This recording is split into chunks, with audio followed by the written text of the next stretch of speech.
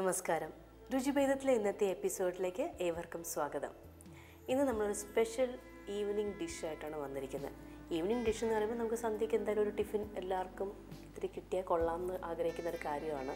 അപ്പോൾ അത്തരം നമുക്ക് ടിഫിനായിട്ടോ അല്ലെങ്കിൽ ബ്രേക്ക്ഫാസ്റ്റിനോ കൂടിയോ അല്ലെങ്കിൽ ഇടത്തരം തീറ്റ എന്ന് വെച്ചാൽ എപ്പോഴും എന്തെങ്കിലും കഴിച്ച് കഴിഞ്ഞിട്ട് കുറച്ചിരിക്കുമ്പോൾ എന്തെങ്കിലും ഉണ്ടായിരുന്നെങ്കിൽ ഒന്ന് കുറിക്കാൻ കൊള്ളായിരുന്നു എന്ന് തോന്നുന്നൊരവസ്ഥയുണ്ട്. പിന്നെ ഇപ്പോൾ ദീപാവലിയും ദസറ ഇങ്ങനെയൊക്കെ ഹോളിഡേയ്സൊക്കെ കിട്ടുന്നുണ്ട്. കുട്ടികൾ നാച്ചുറലി വീട്ടിലുണ്ടാവും. അപ്പം അമ്മ എന്തെങ്കിലും ഉണ്ടോ എന്നൊക്കെ ഇങ്ങനെ ചോദിച്ചുകൊണ്ടിരിക്കുന്ന സമയമാണ്. അപ്പോൾ അപ്രകാരം നമുക്കൊരു മധുര പലഹാരമെന്നും പറയാം, ഒരു സ്നാക്ക് എന്നും പറയാം, വേണമെങ്കിൽ ഒരു ടിഫിനായിട്ട് യൂസ് ചെയ്യാൻ പറ്റുന്ന ഒരു മൾട്ടിപർപ്പസ് ഐറ്റമാണ്. മറ്റൊന്നുമില്ല, ഏത്തയ്ക്ക സുഹിയൻ. നമ്മൾ സുഹിയൻ സാധാരണ നമ്മൾ ശർക്കര വെച്ചിട്ടും അവലൊക്കെ വെച്ചിട്ടൊക്കെ ഉണ്ടാക്കും. ഇത് ഏത്തയ്ക്ക വെച്ചിട്ടുള്ളൊരു സുഹിയനാണ്. ഇതിൻ്റെ പ്രത്യേകത അതിൻ്റെ പേരിൽ തന്നെയുണ്ട്. ഇനി നമുക്കിതിൻ്റെ ചേരുവകളും ഇതിൻ്റെ പ്രിപ്പറേഷനും എങ്ങനെയാണെന്ന് കണ്ടുപിടിക്കാം. അപ്പോൾ അജിത തുടങ്ങാം ഇന്നത്തേക്ക്. അജിത എപ്പോഴും റെഡി ആട്ടോ, ഓരോ പ്രശ്നം റെഡി, നമുക്ക് തുടങ്ങാം എന്നുള്ള രീതിയാണ്. അപ്പോൾ ഇതിൽ എന്താണ് ഇതിൻ്റെ പ്രത്യേകത? നമുക്ക് സാധാരണ സുഹിയൻ നമ്മൾ ഉണ്ടാക്കാറുണ്ട് ചെറുപയർ വെച്ചാണ്. ശരി, അത് ഞാൻ വിട്ടുപോയി. ചെറുപയർ വെച്ചിട്ട് ഉണ്ടാക്കും, അവൽ വെച്ചിട്ടുണ്ടാക്കും, പിന്നെ തേങ്ങയും ശർക്കരയും മാത്രം വെച്ചിട്ടുണ്ടാക്കും, പഞ്ചസാരയും തേങ്ങയും വെച്ചിട്ടുണ്ടാക്കും. ഇത്രയും കേട്ടിട്ടുണ്ട്. ഇനി ഏത്തപ്പഴം വെച്ചാൽ അതെങ്ങനെയാ? പഴുത്തതാണോ? അതെ, നല്ലതായിട്ട് പഴുത്ത ഏത്തയ്ക്ക പുഴുങ്ങി വെച്ചത്, വെച്ചത്. അപ്പം പുഴുങ്ങിയ ഏത്തയ്ക്ക വെച്ചിട്ടാണ് നമുക്കിതിൻ്റെ ഇൻഗ്രീഡിയൻസ് ആദ്യം എന്തൊക്കെയാണെന്ന് നോക്കാം. 2 ഏത്തയ്ക്ക,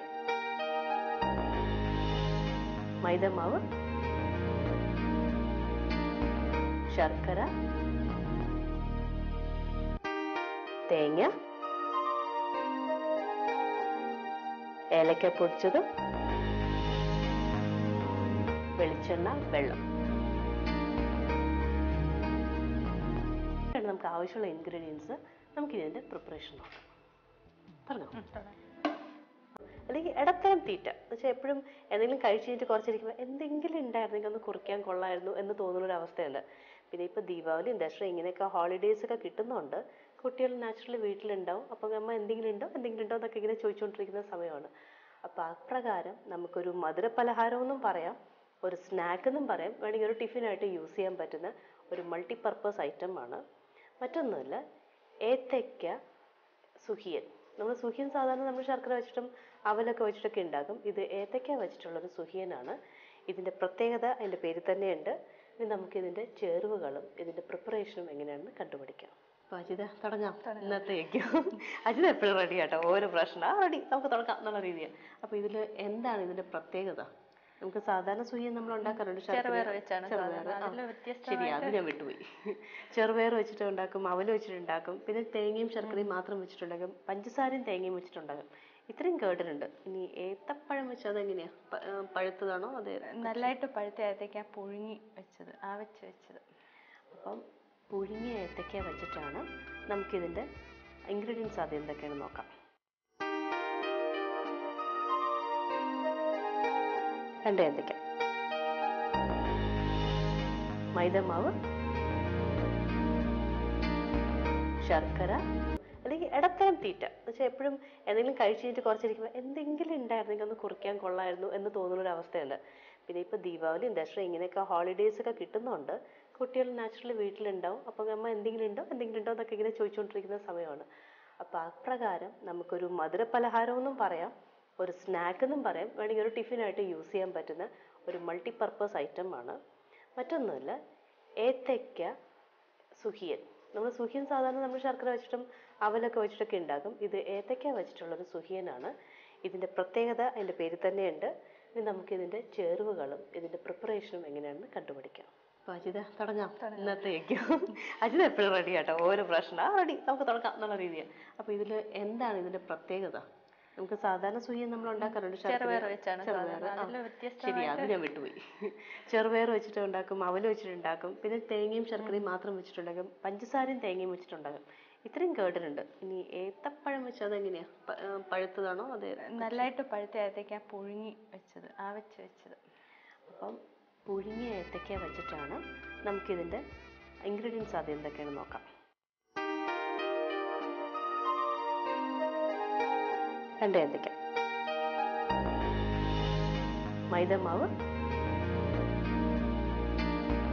ശർക്കര, തേങ്ങ, ഏലക്ക പൊടിച്ചത്, വെളിച്ചെണ്ണ, വെള്ളം. നമുക്ക് ആവശ്യമുള്ള ഇൻഗ്രീഡിയൻസ്. നമുക്ക് ഇതിന്റെ പ്രിപ്പറേഷൻ നോക്കാം. പറഞ്ഞോ. ആദ്യം പ്ലേറ്റിൽ അതെന്തോ പരിപാടി? അത് ഏത്തക്ക.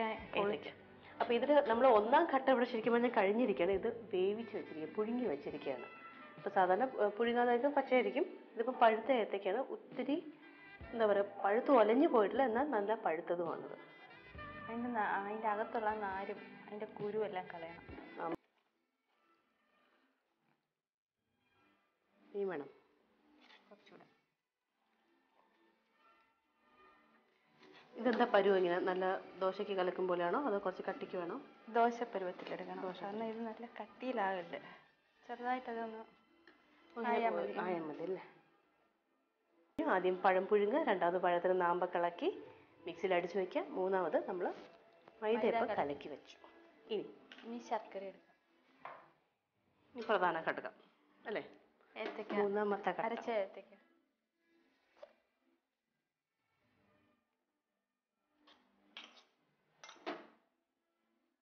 ഈ കൂടെ തന്നെ തേങ്ങ ഇടാം. കുറച്ച് തേങ്ങ മതി, ഇടട്ടെ.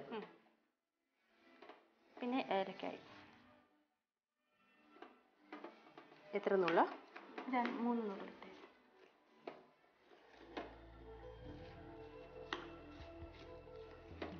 ശർക്കര ഏലക്കയും കൂടെ ചേർത്തപ്പോൾ തന്നെ ഒരു ചെറിയ പായസത്തിൻ്റെയും ഈ അമ്പലപ്പറമ്പിൽ കൂടെയൊക്കെ നടക്കുമ്പോൾ കിട്ടുന്ന ഒരു മണം പോലെയൊക്കെ വരുന്നുണ്ട് സന്ധ്യാസമയത്ത്.